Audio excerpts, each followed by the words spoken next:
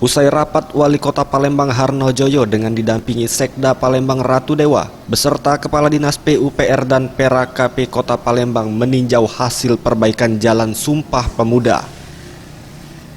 Dari peninjauan ini, Wali Kota Palembang Harnojoyo mengutarakan, perbaikan jalan ini merupakan kontribusi PTBA Kertapati dalam realisasi pengaspalan jalan.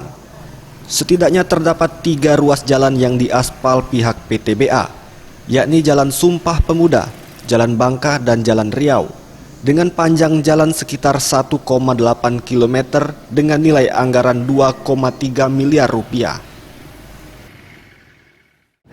Ada 3 ruas jalan, di Jalan Pemuda, Jalan Bangka, kemudian jalan apa satu lagi? Jalan Riau, yang mulai ke Hotming.